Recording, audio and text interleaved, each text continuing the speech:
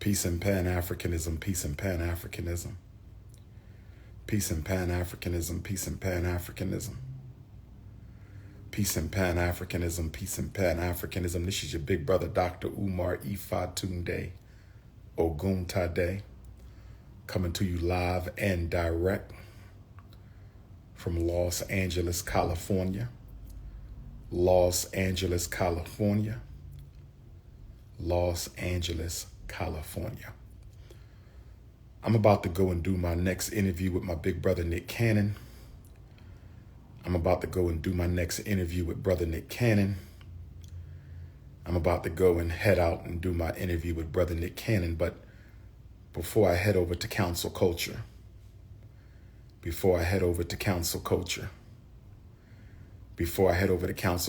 want to speak to you guys about a very serious issue in our community. And that is the issue of spiritually malnourished Africans. Spiritually malnourished Africans. See, a lot of people talk about high value and low value. A lot of people talk about high value and low value.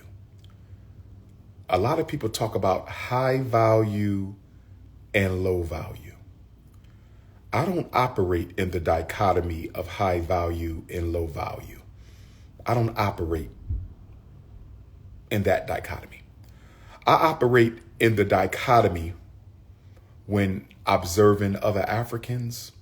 I operate in the dichotomy of spiritually emancipated and spiritually malnourished. That is the continuum that I'm looking at you. That is the lens I'm using through which I'm looking at you. Are you spiritually emancipated or are you spiritually malnourished? Because if you are spiritually emancipated, I don't have to worry about trauma. I don't have to worry about jealousy. I don't have to worry about envy. I don't have to worry about selfishness. I don't have to worry about narcissism. I don't worry about competition, attention seeking. When you are spiritually emancipated, I don't have to worry about that.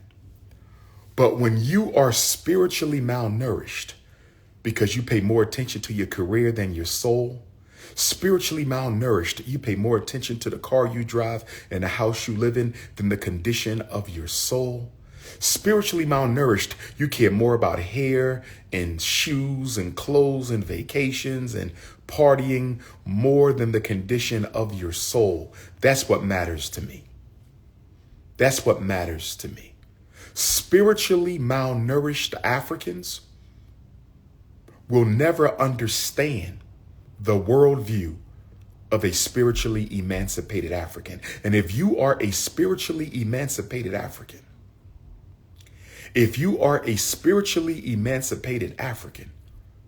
it's going to be difficult for you to coexist with a spiritually malnourished African.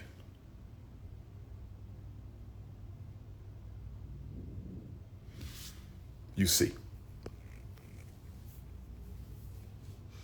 spiritually malnourished Africans, they are trapped in a world of constantly craving attention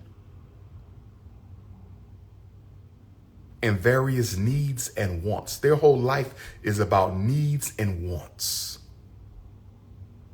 fears and worries.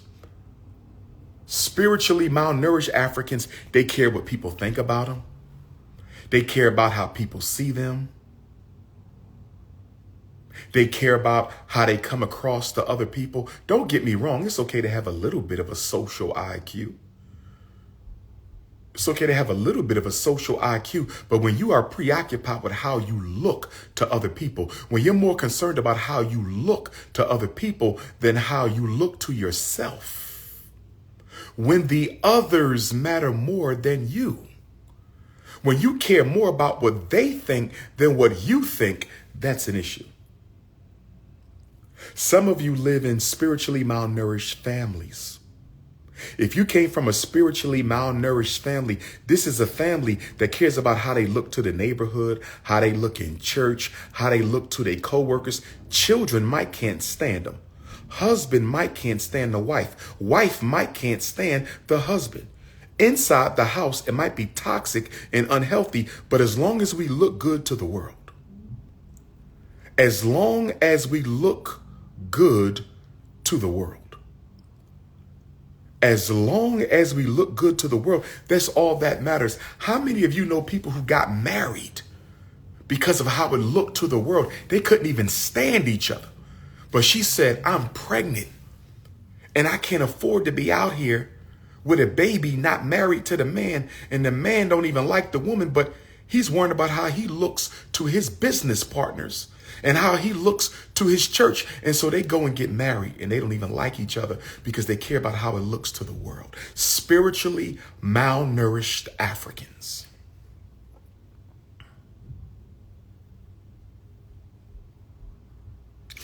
Let me say this to you. If you are on the spiritual journey,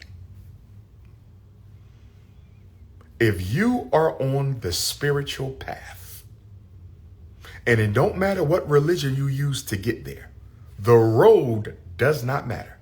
How well you walk the road. If you want to use the road of Islam to get back to divine oneness with the Creator, if you want to use the road of Christianity to get back to divine oneness with the Creator, if you want to use the Hebrew faith as your pathway to get back to divine oneness, if you want to be Nation of Islam or God and Earth or Nuwapian or Seventh-day Adventist, Episcopalian, Methodist, if you want to be a Jehovah's Witness, or if you want to create your own specialized spiritual program, because I'm a very big fan of you creating your own specialized spiritual program.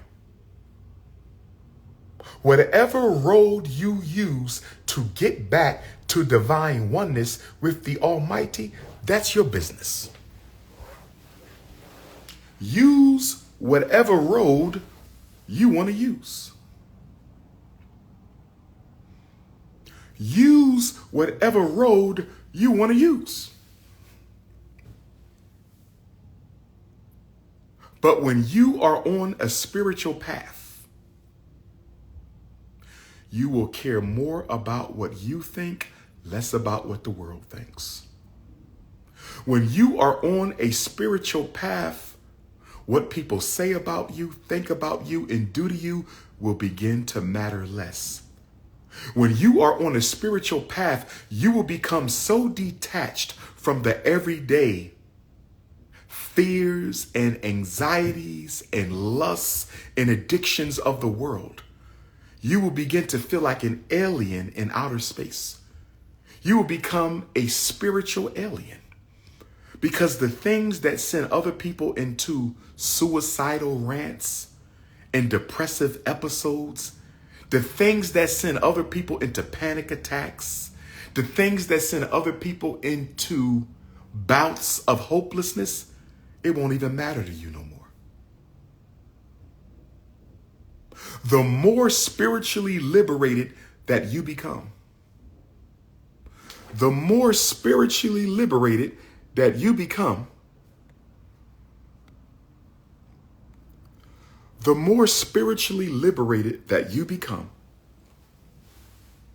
the less what other people have matters, the less what other people think matters. The more spiritually liberated you become, the more peaceful you will become, even around your enemies. Your enemies won't even understand you no more.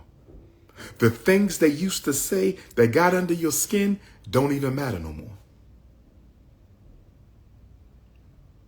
When you become spiritually liberated, you stop holding grudges. There's no jealousy in you. There's no envy in you. And you don't lust after relationships, personal or romantic. When you start getting spiritually liberated, you're not lusting after relationships no more. personal or romantic. You are fine being your own company when you are spiritually liberated. You don't have to go to the club every day. You ain't got to go to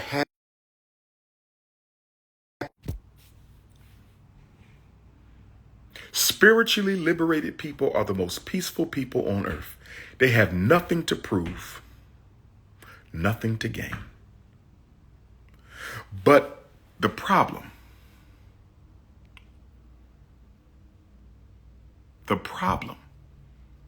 is a lot of people who are close to spiritual liberation.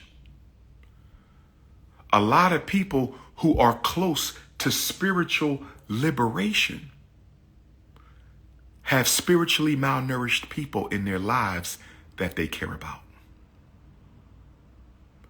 And one of the toughest things as a spiritually liberated African to do is to leave behind spiritually malnourished Negroes who don't want to grow. Your husband don't want to grow. Your wife don't want to grow. Your son, your daughter, your aunt, your uncle, your mother, your father, your best friends, your frat brothers, your sorors, your church family, they don't want to go. You're ready to go to the next level.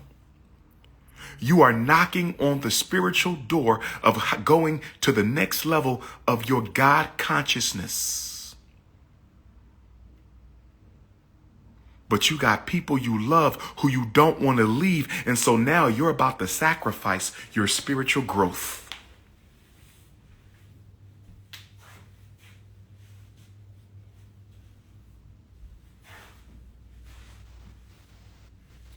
You got people you love who you don't want to leave.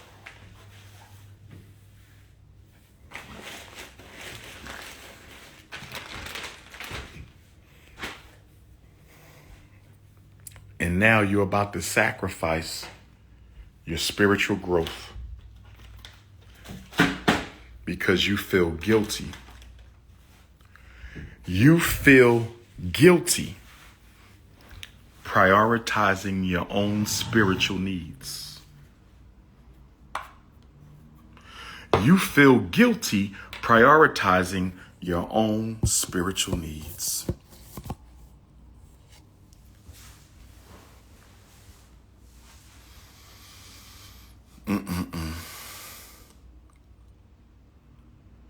The only thing harder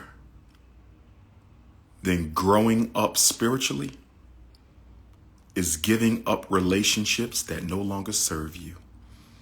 The only thing harder than growing up spiritually is giving up relationships that no longer serve you because of guilt, shame, and remorse. Those three demons have sucked the life out of more Africans than I can count. Guilt, shame, and remorse. You feel guilty because you're in a better place spiritually. You don't want to sit around and smoke weed all day no more. You don't want to sit around and get high no more. You don't want to hang out at the club no more. You don't need to go on vacation 4 times a year. You have grown. But you knew your best friend since kindergarten. You knew your best friend since 2nd grade. His mother, her father took you into their home when you were homeless. They cared for you. They looked after you. And you appreciate them for what they did for you and your family at your time of need. But now, you are on the runway. You are on the runway to a higher spiritual takeoff, and they don't want to come with you. And you like, they did so much for me. I wouldn't be who I am right now without these people. Is it really acceptable for me to fly and not bring them with me? That's not the question you should be asking. The question isn't whether or not it's acceptable for you to fly and not take them with you. That's not the question. The question is, are you willing to live with the fact God gave you an opportunity to reach another pinnacle of your spiritual existence, and you turned it down so you could cater to the wounds of a spiritually malnourished African.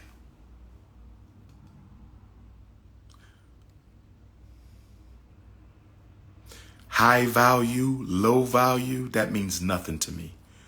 Are you spiritually liberated or are you spiritually malnourished?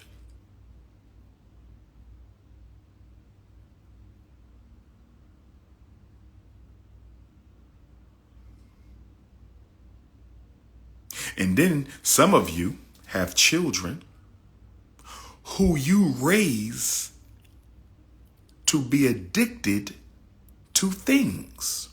You yourself are on the spiritual path, but your children have shamed you into letting them be raised by the demons of society. You are on the spiritual path, but your children are being raised by the demons of society because you're not strong enough. You're not strong enough to withstand the criticism of your children and other people in the neighborhood who says you should let us grow up worshiping merchandise and materialism.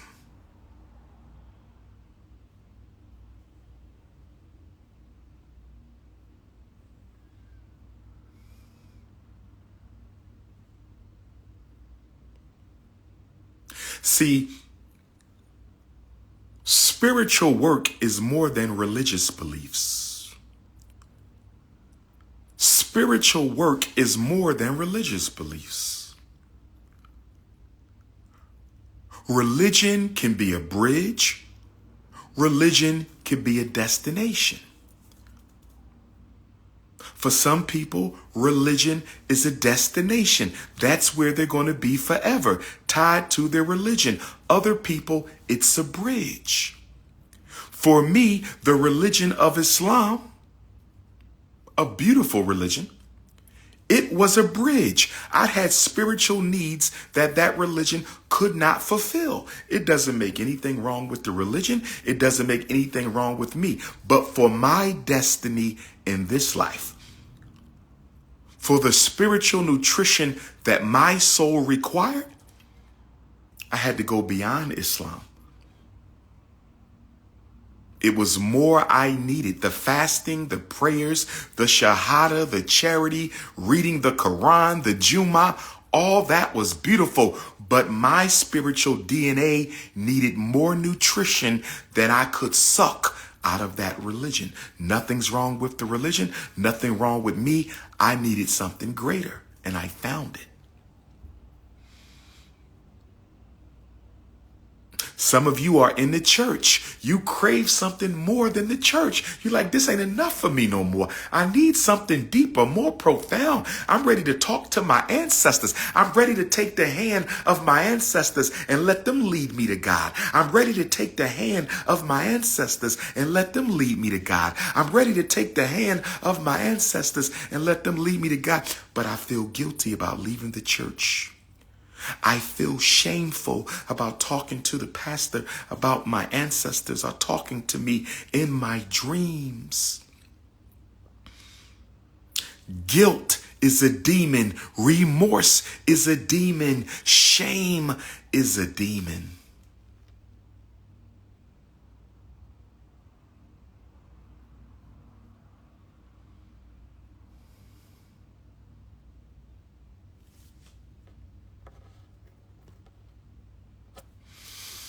Brothers and sisters,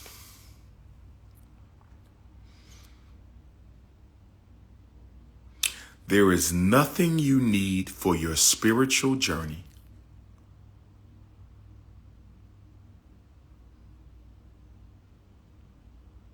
that can be found outside of you. Everything you need for your spiritual journey is inside.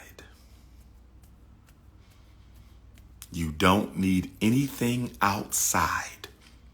When people start telling you you need something outside of yourself for the spiritual journey. They're trying to turn you into a dependent.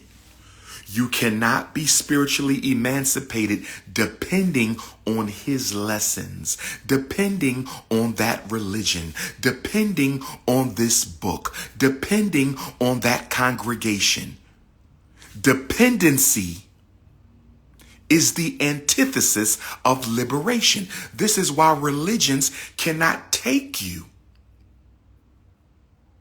to spiritual emancipations. Religions bind you to dogma and doctrine and belief system. You need liberation. You don't get liberated through beliefs. You don't get liberated through doctrine. No. You got to give it all up to find God. You got to give it all up to find God. What you are seeking is already inside of you. But you keep looking outside of you. Another cup of coffee, another cup of tea, another Percocet. One more Black and Mild, one more blunt, one more blast of crack, one more shot of ass. You just need one more fix. And the reason one more is never enough. The reason one more time is never enough is because an addiction is never satisfied. An addiction is never satisfied. Brothers say, I'm going to marry my queen because if I marry her, she will stop being so needy and thirsty for my attention all the time. I'm going to put a ring on it. I'm going to put a ring on it. And once I put a ring on it, she'll stop being so thirsty. You are incorrect. She has an addiction. She has an unmet psychological need. You marrying her ain't changing nothing.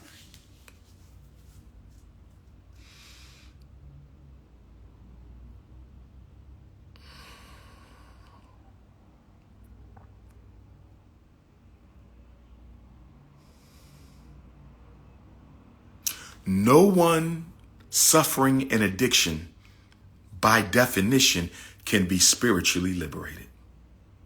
I'm spiritually liberated, but I'm still addicted to these cigarettes. Then you're not spiritually liberated. When you're spiritually liberated, you need no thing. When you are spiritually liberated, you need no thing to be at peace. You need no thing to be at calm. You don't need nothing outside of you when you are spiritually liberated.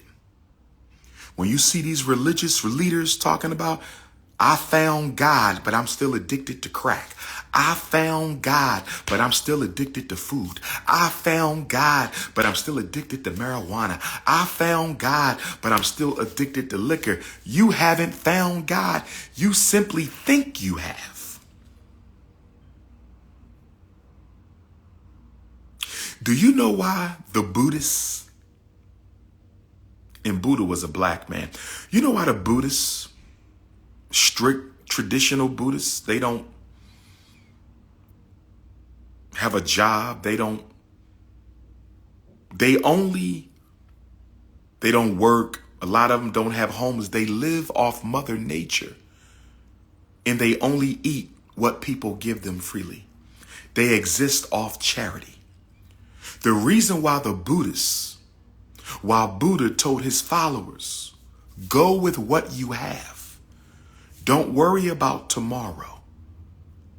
He wanted to make sure they had no fear of want, because any fear is an obstruction from the spiritual path. So Buddha made sure. He said, y'all not believing in no religion? We not building up no financial empire, because Buddha said the only thing you can be guaranteed of in this world, the only thing you can be guaranteed of in this world is change and transformation. Everything changes. Everything transforms. everything changes. Everything transforms. So if everything changes and everything transforms, why are you not allowed to grow beyond the church? Why are you not allowed to grow beyond the masjid? Why are you not allowed to grow beyond the fraternity? Why are you not allowed to grow beyond the sorority? If the only thing we are guaranteed in this world is change, how can you be wrong for growing beyond your current level of consciousness, growing beyond your current way of thinking? How can you be wrong for growing beyond your current mode of acting? Growth is a law. God creates us, God sustains us, and God removes us. You are created, you are sustained, and then you are taken away. So being addicted to somebody, that's not healthy. Being addicted to your house, you can lose it. Being addicted to your car, you can crash it. Being addicted to your career, you can lose it.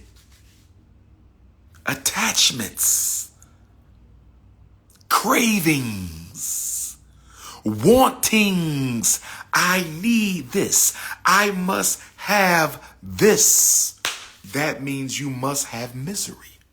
Wherever there is addiction, there is misery. Wherever there is attachment, there is misery. Whenever you gotta have something, when you don't get it, you are miserable.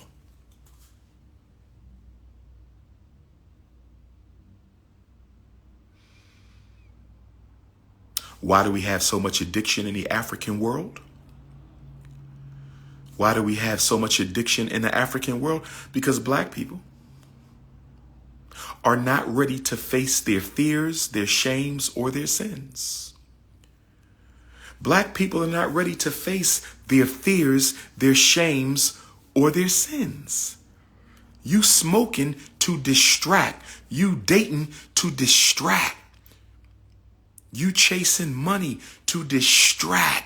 You chasing your business to distract.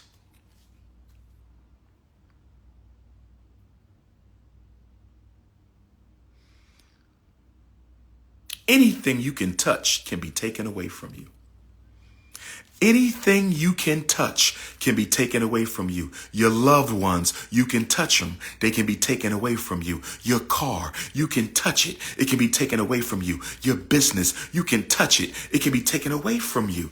Nothing wrong with family. Nothing wrong with a nice car. Nothing wrong with your business. Nothing wrong with saving money. But when you are attached, when you are addicted to your girlfriend, addicted to your husband, addicted to the fraternity, addicted to the car, addicted to the business, addicted to the money, it is the addiction that will be your downfall.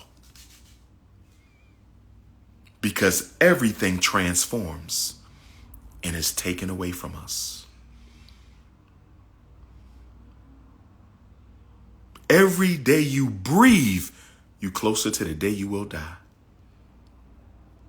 Every day you breathe, you closer to the day you will die. So the point is not to be morbid. The point is not to be pessimistic. The point is to say, since I really own nothing, because it can be taken away. If you can lose it, you don't own it. I got 25 properties. If you can touch it, you can lose it. You really don't own it. It belongs to the universe. It belongs to the universe. You can lose it. You really don't own anything, and you really don't control anything. When you embrace those two truths, you really don't own anything, and you really don't control anything. When you understand that, you stop trying to control people. See, the reason we try to control is because we have no control. Y'all see that? The reason we try to control is we don't have no control. He always want to control where I go. He always calling my friends. He always coming to the job. He can't control you. Control is impossible. So he tries to over control you because he has a fear of losing you. We always try to over control that which we are afraid to lose. And the over controlling pushes the person out of your life anyway, because nobody wants to be a slave. Nobody wants to live in bondage to another people's needs. You don't own your life either. You could walk outside and get hit by a car. Your life is not yours. Everything belongs to the Creator. Everything belongs to the universe. You're just passing on through. And when it's time for you to leave, you're going to leave everything you have behind. Nothing's going with you to the land of the ancestors. Nothing I have, nothing Oprah has, nothing Jay-Z has, nothing Bill Gates have, Joe Biden. Nothing is going with you. It doesn't belong to you. It belongs to the universe. And when you die, you will find that out.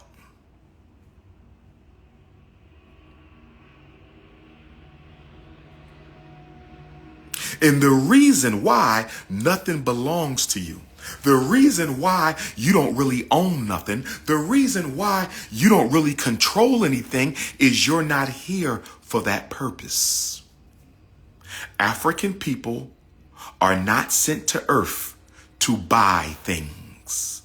You are here to serve and to solve. What did Jesus say in the Bible? And I'm not a Christian, but I respect all religious paths. Jesus said, the Son of Man is not here to be served, but to serve. The greatest amongst you shall be your servant. You are here to serve humanity, to serve the universe, to serve the Most High.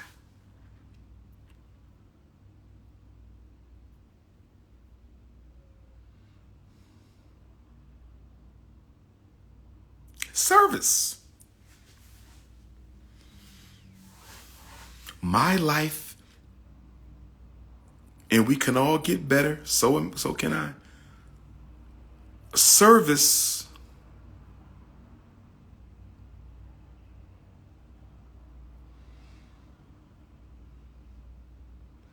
when your life is built on service, you can overcome any challenge. When you are really walking in your light, so you got to find your light and walk in it. You're here to serve. How are you going to serve? We got a lot of black lawyers, but they're not really serving the people. They just hustling. We got black politicians, but they're not serving the people. They just hustling. We got black entrepreneurs, but they're not saving the people. They just hustling. We got black churches, but they're not serving the people. They just hustling. It is hard not to be blessed when you are of service to others. It is hard. It is hard not to be blessed when you are of service to others.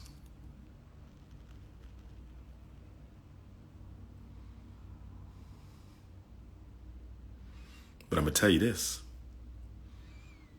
The closer you get to God consciousness, the more the devil will try to distract you. The devil is going to test you.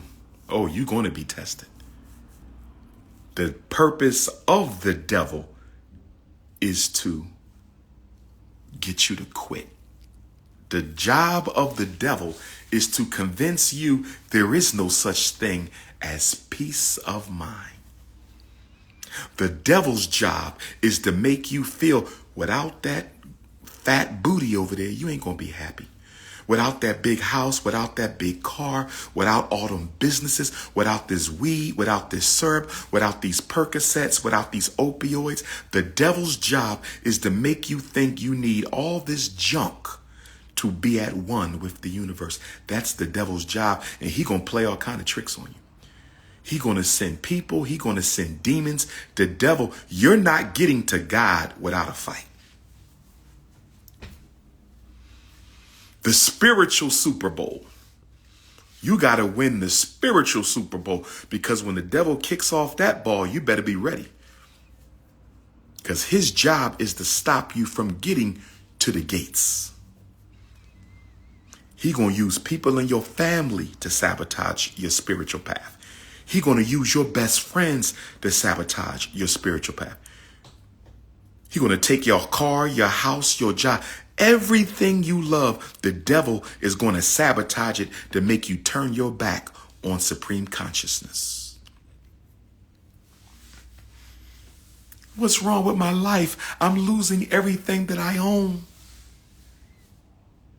What's wrong with my life? I'm losing everything that I own. Well, first of all, you never owned anything. Everything you have was on loan from the universe.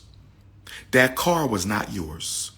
Every ingredient that went into that car came from the earth. That house is not yours. Every ingredient that went into the house came from the earth. You are not yours. Every atom and molecule in your body came from the earth. You own nothing. Mother Nature owns it all. And when she's ready to take it back, when you start acting like you own something that was loaned, you don't own. This was a loan. Your body was a long-term lease. Your family was a long-term lease. Your business was a long-term lease. Your home was a long-term lease. You are not here to accumulate. You are here to emancipate. Life is not about how much I can get. Life is about how much I can give, how much I can do, how much I can evolve. You have a purpose.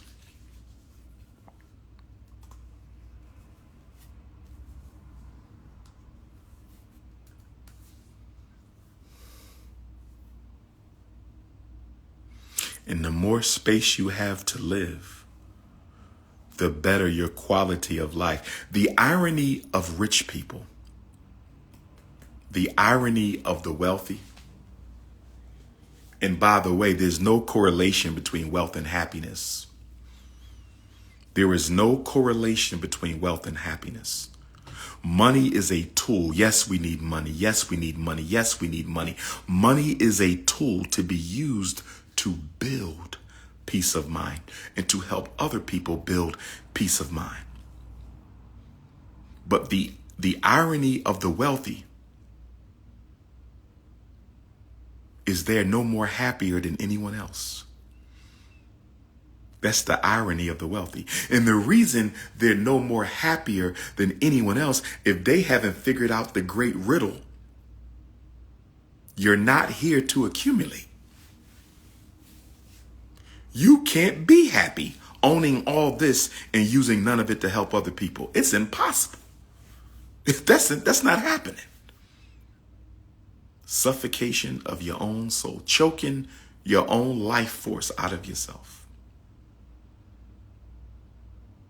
American capitalism, the belief that happiness is all about what you have. American capitalism, the belief that happiness is about what you own. American capitalism, belief that the more you get, the better you feel. There's no proof. Just no proof.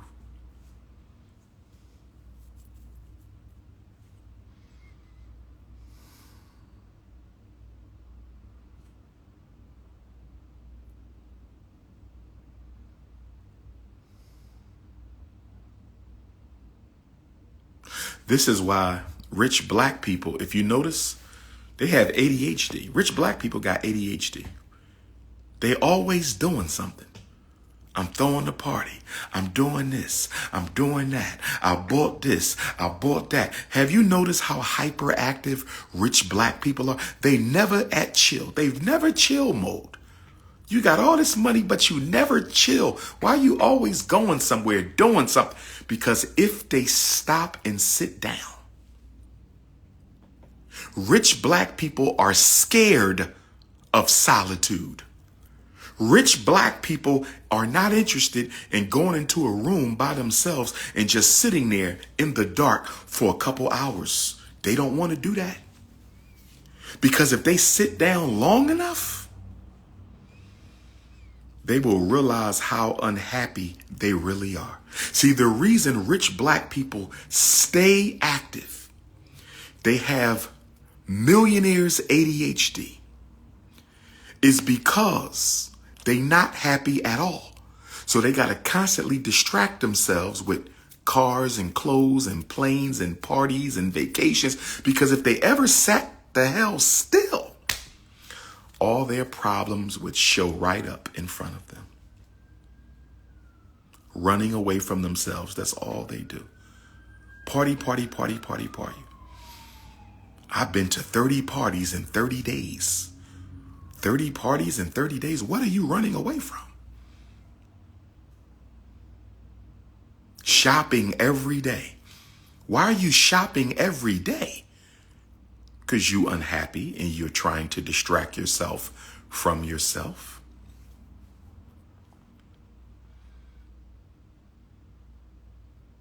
Now, rich people can't tell you they're unhappy, because that would destroy the whole illusion. Rich people can't tell you they're unhappy. That would destroy the illusion. They got to act happy even when they're miserable.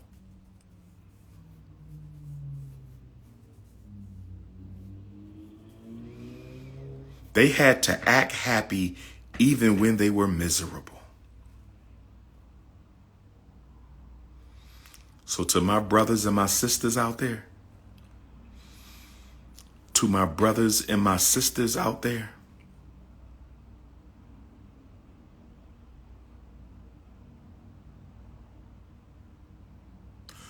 look for spiritually emancipated people.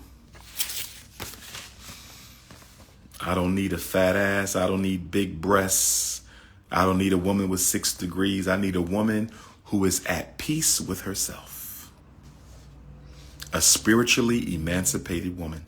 That's what you need out here.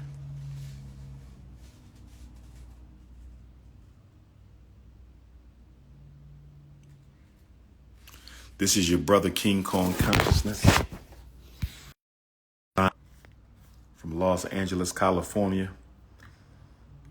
About to go take care of this interview with my brother Nick Cannon, counsel culture, Dr. Umar and Nick Cannon, coming at you real soon. Peace and Pan-Africanism.